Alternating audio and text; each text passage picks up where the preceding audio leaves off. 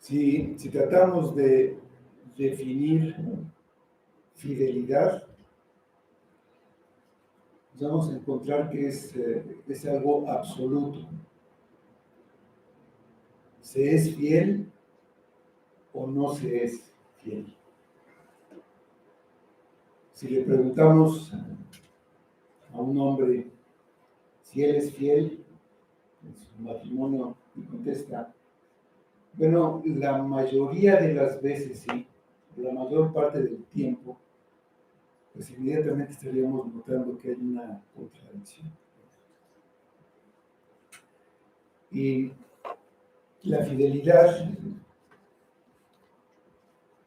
es lo que Dios quiere de su pueblo.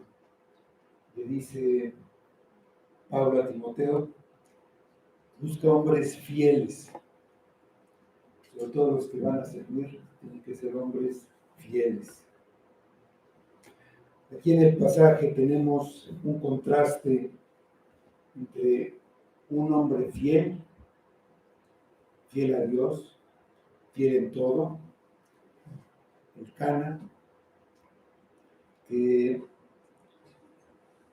lo demostraba con lo que hacía, si no nada más decía soy fiel. Él era fiel. Su esposa iba a entregar a su hijo y su hijo no podía alimentarse solo todavía. Y él puso primero a Dios esa situación tan especial en su casa. Se presentó al sacrificio como todos los años. Esa era su primer preocupación, su primera obligación. Ser fiel a Dios. Mi esposa no me puedes acompañar en esta ocasión, está bien, pero yo voy a cumplir con mi responsabilidad ante Dios. Esa es mi principal fuente de vida, es todo lo que debe ser mi vida. Por así decirlo, él predicó con el ejemplo. Esa es la predicación más efectiva, sobre todo en nuestra casa. Lo que vean nuestros hijos que hacemos va a ser con más influencia que lo que decimos. En el otro lado estaba Elí, el sumo sacerdote, que no era fiel. El resultado se ve en lo que hacían sus hijos, pero no empezó de un día para otro. Esto fue creciendo. Desde la niñez de estos hijos de Elí, había algo en Elí, algo de lo que él hacía, que les fue enseñando a sus hijos que podían despreciar las cosas sagradas. Fue lo que aprendieron y eso fue creciendo. Pero Dios no va a pasar eso por alto. Aquí lo vemos en este pasaje. No es lo único. El Dios justo, el juez de toda la tierra, tiene en alta estima su nombre, su honra. Y los que no lo honran, aunque sean sus hijos, van a sufrir las consecuencias. Porque todo lo que hacemos tiene consecuencias. Ya lo hemos comentado. Un ejemplo de esto, Moisés, en una ocasión, él no fue fiel.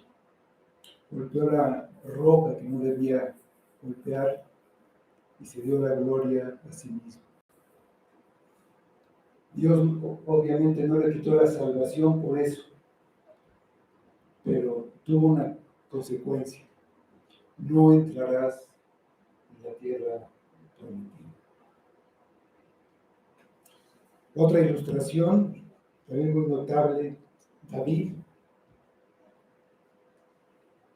Él no solamente no honró, sino deshonró el nombre de Dios. hizo que el nombre de Dios fuera blasfemado. ¿Dios iba a dejar pasar eso? No, por supuesto que no. Obviamente David no perdió la salvación, dijo el profeta. Tu pecado ha sido redimido, no morirás. Pero eso que hiciste, con lo mismo que tú hiciste, va a ser juzgado por Dios. La primera consecuencia, ese hijo, producto del adulterio, moriría. Juicio para Betsabé y para él. Como tú hiciste esto en lo oculto, tus mujeres serán deshonradas en público. Como usaste la espada de los hijos de Amón para matar a Urías, no se apartará la espada de tu casa.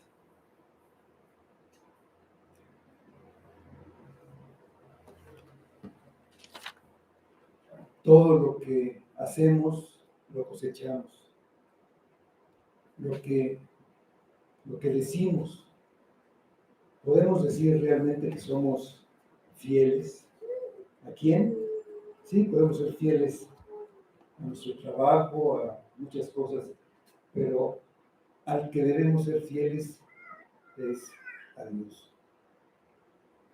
Dice el versículo 35 de nuestro pasaje: y yo me suscitaré un sacerdote fiel que haga conforme a mi corazón y a mi alma, y yo le edificaré casa firme y andará delante de mi ungido todos los días.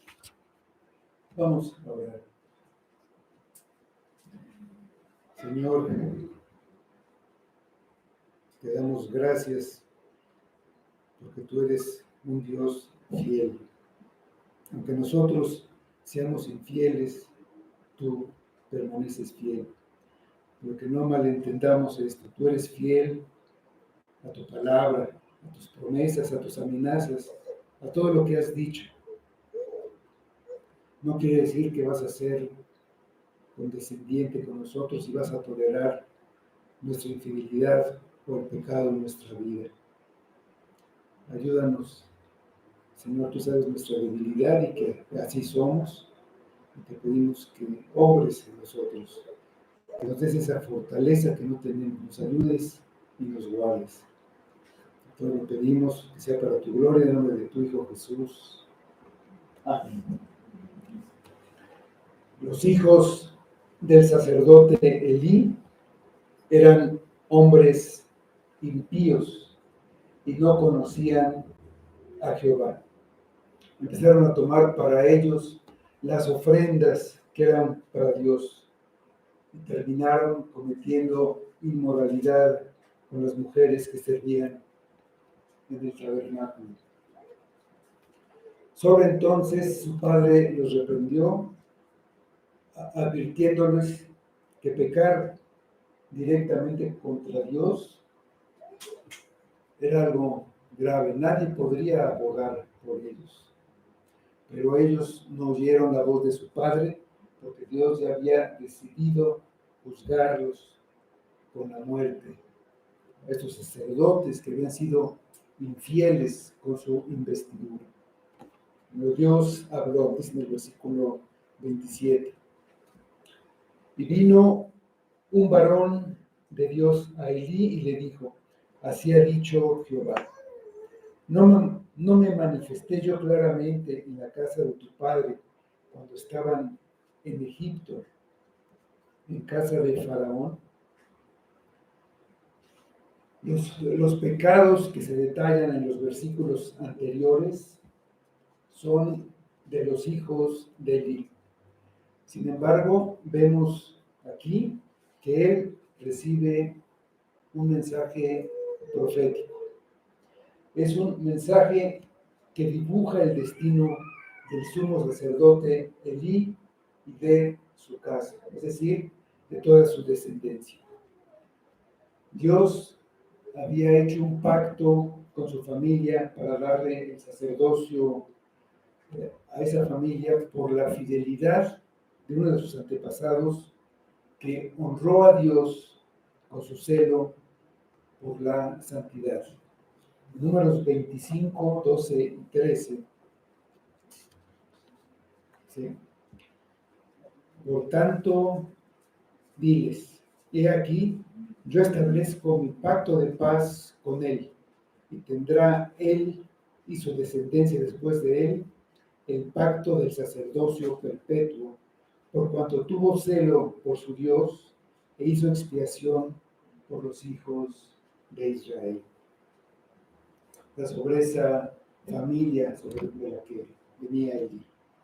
El mensaje que recibió es un mensaje de juicio sobre esa familia sacerdotal que estaba ministrando en el tabernáculo. En ese momento se encontraba en un lugar llamado Silo. Le advierte que va a reemplazar la casa de Elí por otra familia que sí sería fiel. Les da a conocer las razones para reemplazar la casa de Elí por la casa de Sadoc. Años más adelante, el rey Salomón, al comienzo de su reinado, exiliaría a Abiatar, el último descendiente de Elí. Él se unió a la rebelión de Absalón. Y después de eso, la familia de Sadoc sería la familia sacerdotal hasta el exilio en Babilonia. En Primero de Reyes 2, 26 y 27 vemos este hecho. Dice, y el rey dijo al sacerdote Abiatar, vete a Anatot, a tus heredades, pues eres digno de muerte. Pero no te mataré hoy, por cuanto has llevado el arca de Jehová el Señor delante de David mi padre, y además has sido afligido en todas las cosas en que fue afligido mi padre. Así echó Salomón a Abiatar del sacerdocio de Jehová, para que se cumpliese la palabra de Jehová que había dicho sobre la casa de Elí en Silo. Ante Elí apareció un varón de Dios. Es una manera de referirse a un profeta. Este profeta le dio un mensaje de juicio sobre el sacerdocio, un sacerdocio corrupto que estaba ministrando en ese momento. Y específicamente lo dirigió a Elí, el sumo sacerdote. Él era el responsable. También vemos que al que se le ha dado mucho, se le exige mucho. Se tiene que demandar mucho. Se esperaba de Elí, habiendo tenido la bendición y el privilegio de servir como sumo sacerdote, que honrara a Dios por encima de todo. Y desgraciadamente, sin que Elí fuera consciente, permitió que la idolatría se infiltrara en su corazón. Dejó que el amor por sus hijos eclipsara su amor por Dios. La idolatría es eso, amar cualquier cosa o cualquier persona más que a Dios. Es ingratitud y un pecado contra la majestad de Dios. Él sufriría terribles consecuencias por ese pecado. Vino un varón de Dios a Elí y le dijo, así ha dicho Jehová. No se nos dice el nombre de este varón, pero vino de parte de Dios, trayendo la palabra de Dios. Su mensaje de juicio traería cambios profundos y necesarios para la casa de Elí y también para el pueblo de Israel que estaba sufriendo por la mala conducta de sus sacerdotes. y se estaba alejando de Dios. Así ha dicho Jehová. Esta frase es la introducción que marcaba el inicio de un mensaje profético, y que se usa muchas veces en la Biblia. Hombres como Moisés, Josué y muchos profetas empezaban así. Podía ser un mensaje, una advertencia, un mensaje de aliento, exhortación o de juicio. El mensajero, si era un verdadero mensajero de Dios, pronunciaría las palabras exactas que Dios le había mandado hablar. Y la manera de comprobar que venía de parte de Dios era ver si lo que había dicho se cumplía sin ninguna falla. En otras palabras, Dios estaba hablando por medio de ese individuo, por lo que prestar atención a lo que decía era caminar en obediencia a Dios.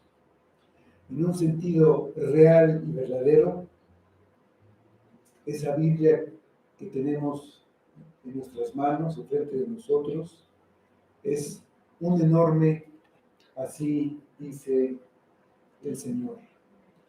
Dios está hablando literalmente a través de las páginas de las Escrituras y está hablando a su pueblo. En ese tiempo, Dios hablaba a su pueblo de diferentes maneras, usando diferentes medios, sueños, visiones, en fin. Dios hablaba cuando Él quería revelar a su pueblo su voluntad o lo que haría. Y así lo hizo hasta que completó su revelación por medio de Cristo, en la Biblia que ahora tenemos escrita. Dice Hebreos 1, 1 y 2.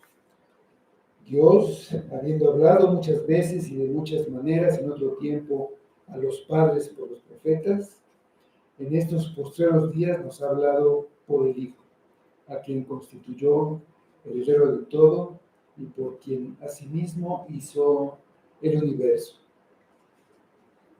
En el Nuevo Testamento, junto con el Antiguo Testamento, tenemos todo lo que ha dicho Dios.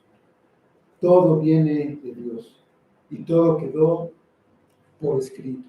Hoy ya no habla por medio de profetas, ni por sueños o visiones, sino por su palabra. Si alguien dice, así ha dicho Dios, lo tiene que comprobar mostrando la Escritura. Ahí está todo lo que necesitamos saber y conocer de Dios, de la salvación y de su voluntad. Dice 2 de Timoteo 3, 16 y 17. Toda la Escritura es inspirada por Dios y útil para enseñar, para redarguir, para corregir, para instruir en justicia, a fin de que el hombre de Dios sea perfecto, enteramente preparado para toda buena obra. En el Antiguo Testamento los profetas escribieron y hablaron como escucharon de Dios. Hoy tenemos la palabra profética revelada. Dice 2 de Pedro 1, 19 a 21. Tenemos también la palabra profética más segura, a la cual hacéis bien en estar atentos como a una antorcha que alumbra en lugar oscuro, hasta que el día esclarezca y el lucero de la mañana salga en vuestros corazones. Entendiendo primero esto, que ninguna profecía de la Escritura es de interpretación privada, porque nunca la profecía fue traída por voluntad humana, sino que los santos hombres de Dios hablaron siendo inspirados por el Espíritu Santo. Pues siempre es necesario recordar esta verdad si no queremos ser engañados. Y lo primero que hizo este varón fue recordarle la gracia a Elí. Dice, no me manifesté yo claramente a la casa de tu padre cuando estaban en Egipto, en casa de Faraón, y yo le escogí para mí sacerdote entre todas las tribus de Israel, para que ofreciese sobre mi altar y quemase incienso y llevase éfod delante de mí. Y le di a la casa de tu padre todas las ofrendas de los hijos de Israel. Pues el varón le recordó a Elí toda la gracia que había recibido por parte de Dios. Esto es importante, porque ver la gracia anterior siempre hace que el pecado presente resalte, tan malvado y injusto como es. Dios comienza haciéndole una pregunta. ¿No me manifesté yo claramente a la casa de tu padre cuando estaban en Egipto, en casa de Faraón? Los israelitas eran esclavos, eran propiedad de los egipcios. Dios, en su misericordia, los había liberado y había sido particularmente bondadoso con la tribu de Leví al escoger a esa tribu para que sirviera a Dios. Eso era un gran privilegio. A los descendientes directos de Aarón les había prometido el sacerdocio. Elí, al ser parte de esa línea, había sido enormemente bendecido por Dios. Elí y sus hijos tenían la bendición de presentar los sacrificios del pueblo y por el pueblo ante Dios. En un sentido real, fueron los intermediarios entre Dios y el hombre. Y con los ritos que hacían, profetizaron de la obra de Jesucristo. Cada sacrificio que hacían hablaba de Cristo. Y ellos lo estaban haciendo. Elí y sus hijos también fueron bendecidos al ser llevados a quemar el incienso. Como sacerdotes presentaban simbólicamente las oraciones de los santos a Dios como un aroma fragante. Y ahí nuevamente profetizaron la obra de Jesucristo de redimir a un pueblo, para que ese pueblo pueda comunicarse libremente con Dios sin temor al juicio.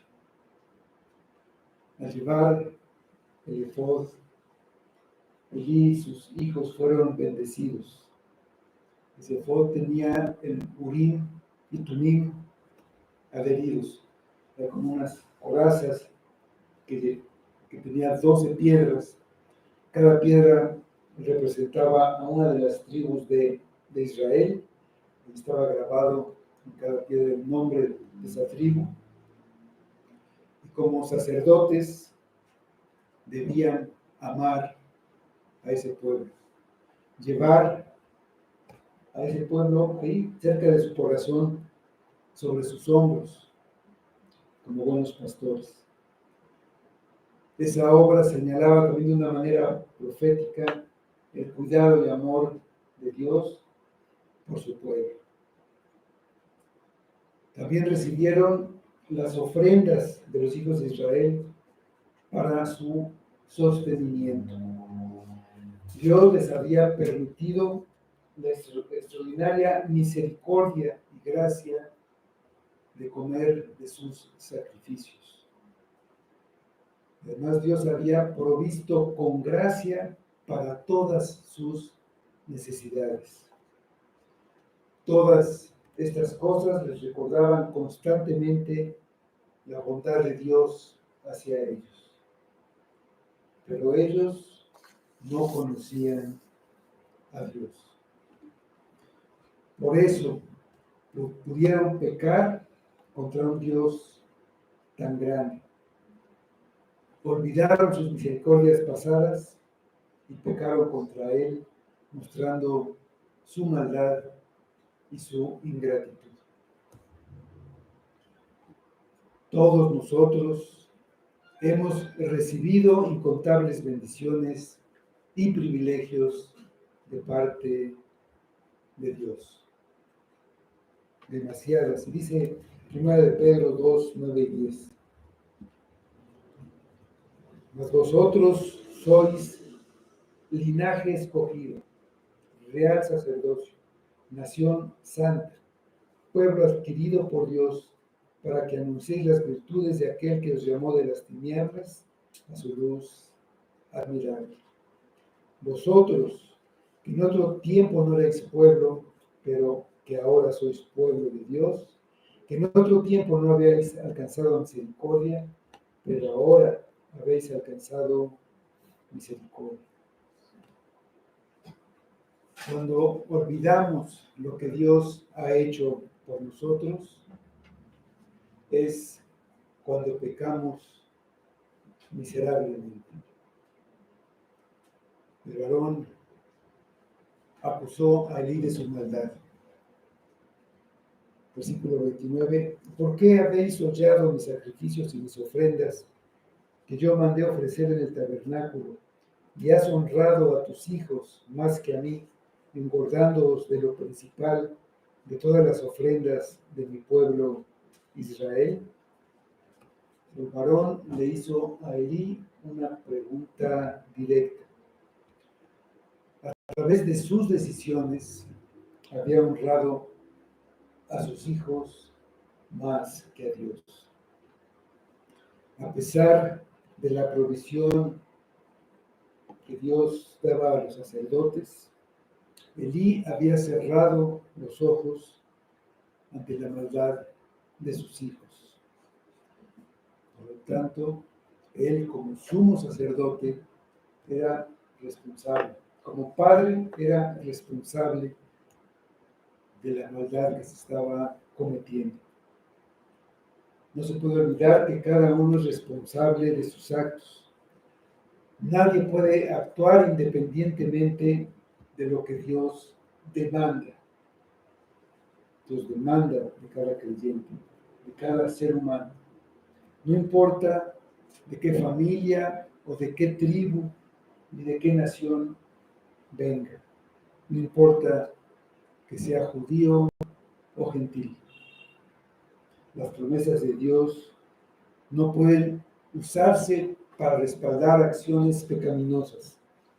Un pacto es una concesión misericordiosa de Dios, dando dones que no se merecen. Pero un pacto siempre está condicionado a la obediencia. Si no hay obediencia, habrá juicio. Dice Ezequiel 18:30.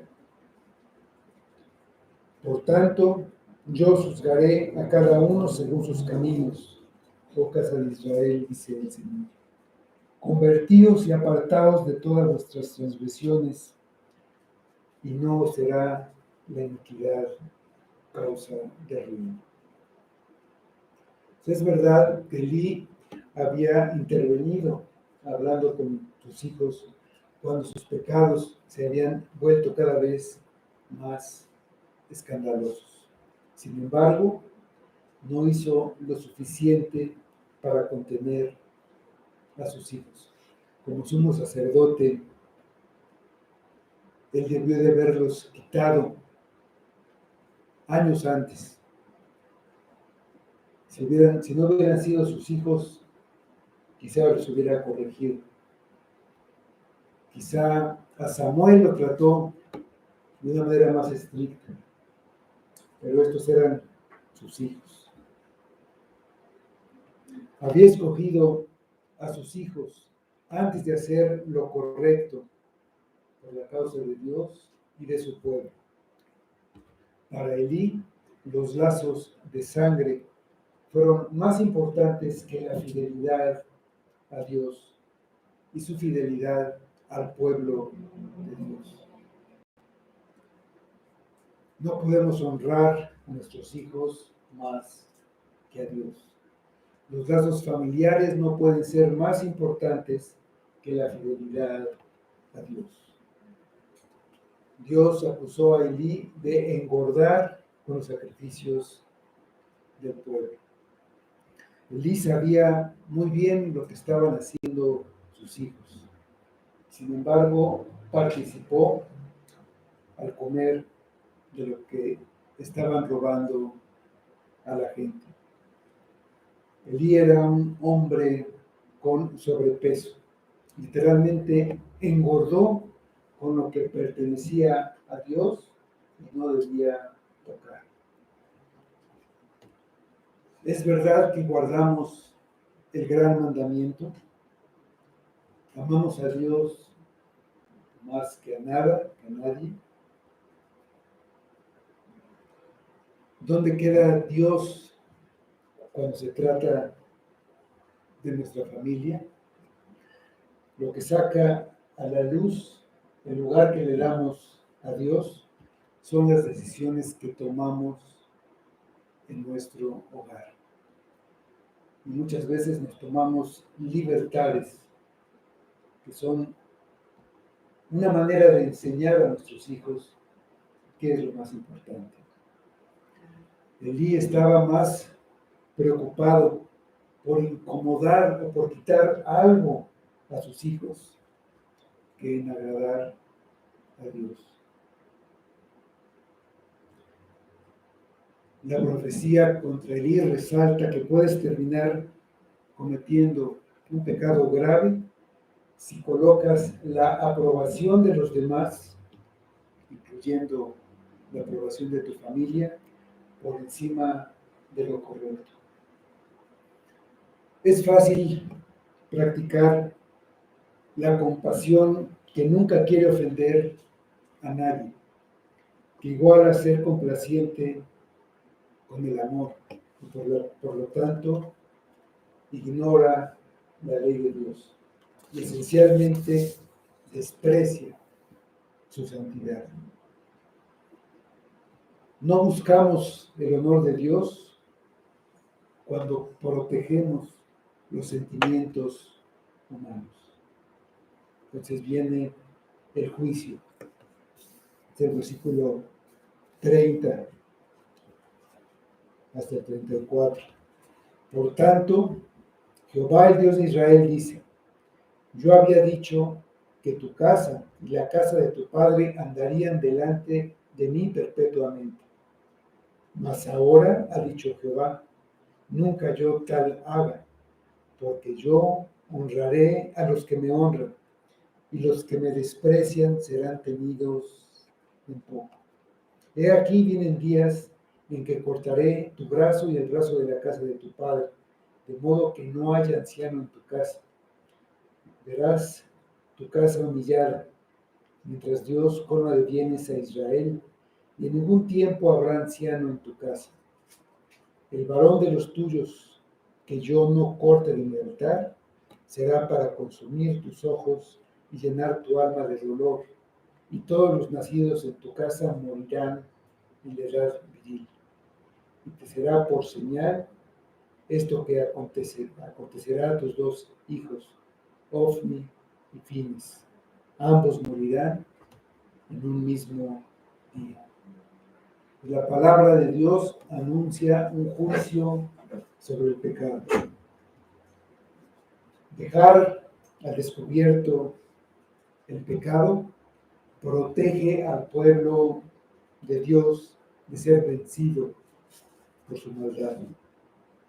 Si Ofni y Finés amenazaban con destruir al pueblo, entonces Ofni y Finés serían destruidos para salvar al pueblo de Dios.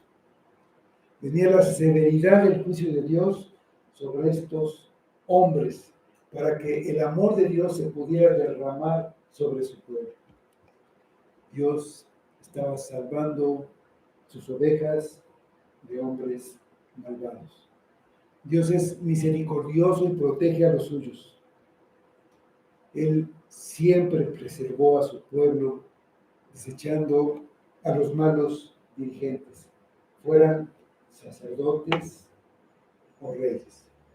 Eso es fidelidad.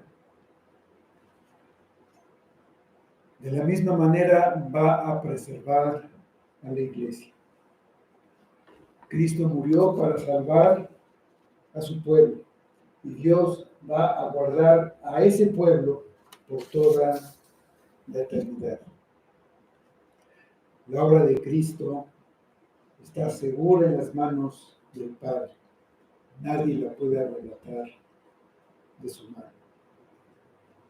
Dios siempre cumple sus promesas, es fiel a su pacto, honrará a los que lo honren, a los que pongan en primer lugar su reino y su justicia.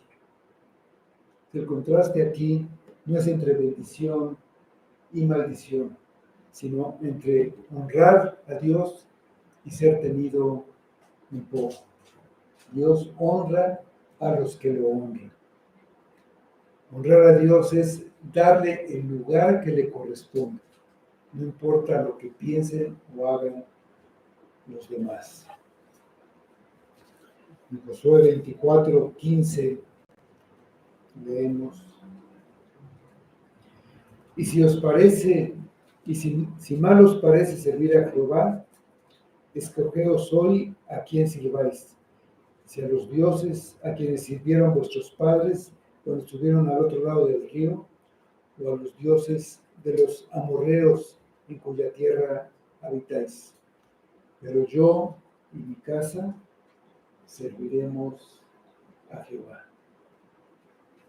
Elí había roto ese pacto que había hecho con la familia sacerdotal de Dios al ser infiel, porque el castigo entonces sería en los términos de ese pacto. La línea sacerdotal no se quedaría con Elí y sus descendientes, pasaría a otra línea de descendientes de Aarón, otra familia.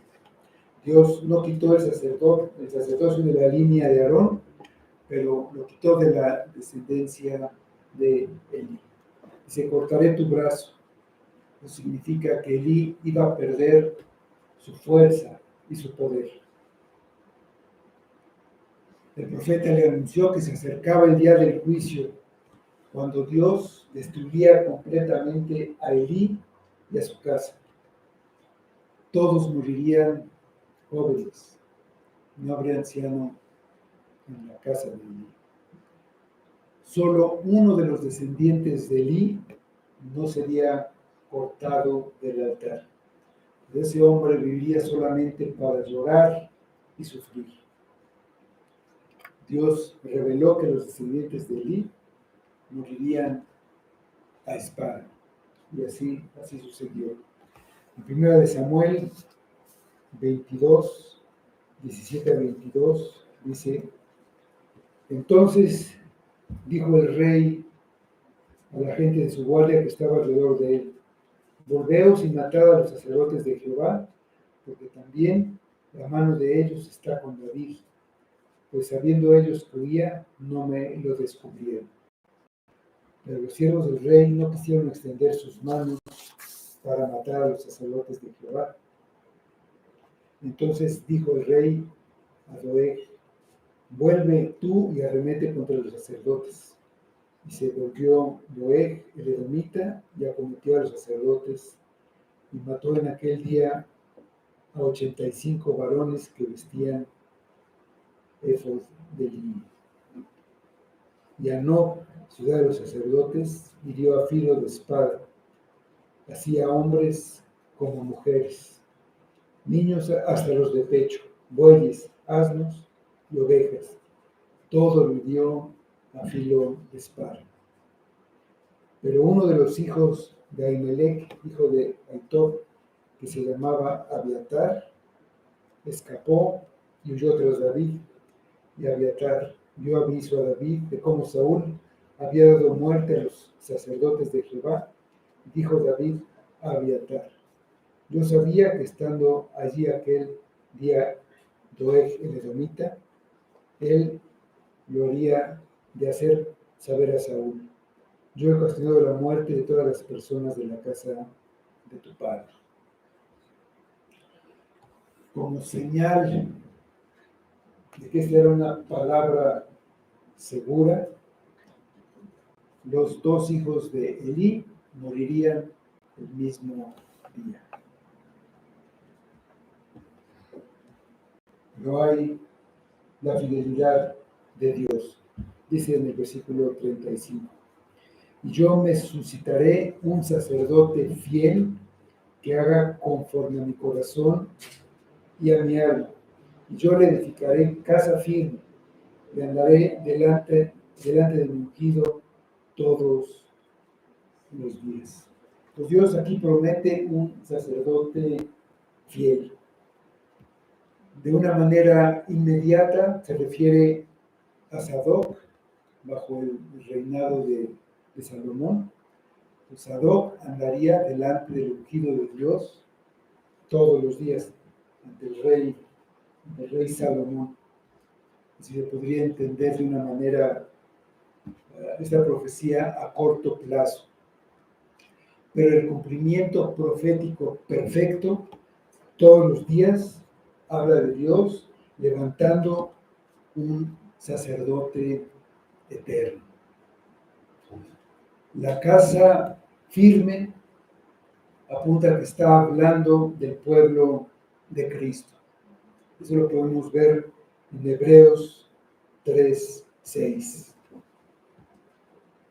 Dice ahí: pero Cristo, como hijo sobre su casa, la cual casa somos nosotros, si lo tenemos firme hasta el fin, la confianza y el gloriarnos en la esperanza. Su pueblo o su casa estará viviendo en la presencia de su sacerdote ungido. Y tanto los reyes como los sacerdotes eran ungidos. El ungido que vendría, es el que esperaba el pueblo de Israel, era el Mesías, que es ungido, el Cristo, también quiere decir ungido. Y el versículo sugiere la unión de los dos oficios, el sacerdote rey, ese sacerdote rey ideal que es Jesucristo. Es el único que tiene los dos oficios al mismo tiempo y que será glorificado, también como lo profetizó Ana en su canto. En el capítulo 2, versículo 10, dentro del canto de Ana vemos esto, dice: delante de Jehová serán quebrantados sus adversarios, y sobre ellos tronará desde los cielos. Jehová juzgará los confines de la tierra, dará poder a su rey y exaltará el poderío de su ungido.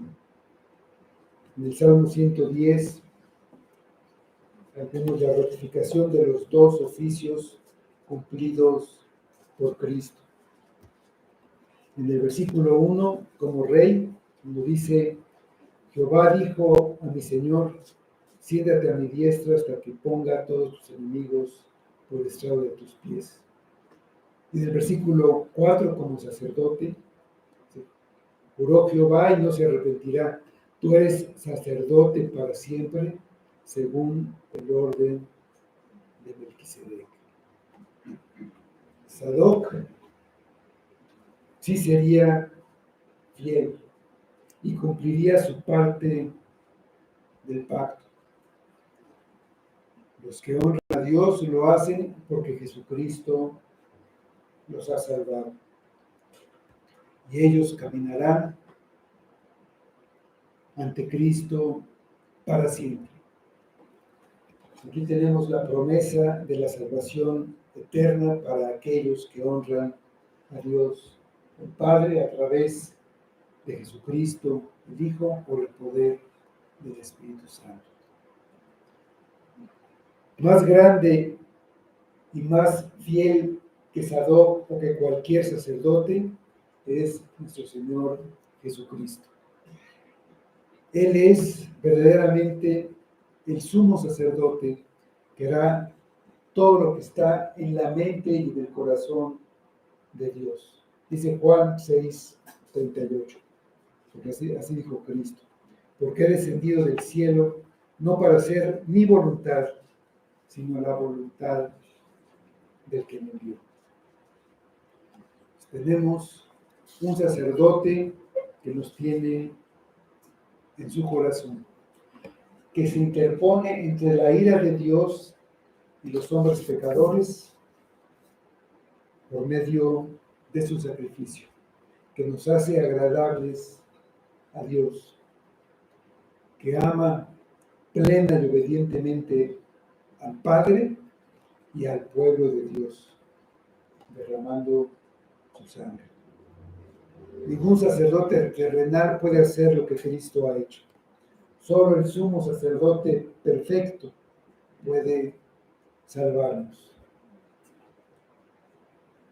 Mira a Jesucristo vestido con sus túnicas sacerdotales y da gracias a Dios por ese don, un don inefable. Tenemos un sumo sacerdote que cumplirá fielmente sus obligaciones para nuestro bien. En contraste con la fidelidad del sacerdote fiel, están las terribles consecuencias del pecado y de la infidelidad hacia Dios de quien debe servirlo. Versículo 36. Y el que hubiere quedado de tu casa vendrá a postrarse delante de él por una moneda de plata y un bocado de pan, diciéndole: te ruego que me agregues a alguno de los ministerios para que pueda comer un bocado de pan. Los descendientes de Elí sufrirían una pobreza extrema y tendrían que realizar los trabajos más serviles, en lugar de tener el privilegio de servir a Dios, de servir a su pueblo como sacerdotes. Mas nosotros tenemos un fiel y misericordioso sumo sacerdote que expió nuestros pecados y es nuestro mediador en el nuevo pacto. Él cumple todos los términos del pacto con su obediencia perfecta. Los cumple por nosotros. Vamos a orar. Señor Dios y Padre, te damos gracias por tu palabra, por este llamado de atención que nos haces. Nosotros pensamos que somos fieles, pero tenemos que ver a Cristo para ver lo que es la verdadera fidelidad. Señor, no te conocemos y por eso no te amamos como debiéramos. No te conocemos, olvidamos lo que has hecho y por eso no somos fieles. Ante ti no somos fieles ni en lo más pequeño. Ayúdanos, Padre. Ayúdanos a entenderlo, a verlo en nuestra vida y a corregir lo que tenga que ser corregido. Muéstranos, Padre, esa maldad que tenemos y esa gracia que nos lo hagas ver será el comienzo de tu obra en nosotros. Haznos fieles, hombres fieles. Ayúdanos, Padre. Ser fieles es lo que necesita nuestra casa, nuestro hogar, nuestra iglesia, nuestro país y el mundo. Pero ser fieles solamente a ti. Enséñanos por medio de Cristo. Que todo sea para tu gloria. Pedimos en el nombre de Cristo. Amén.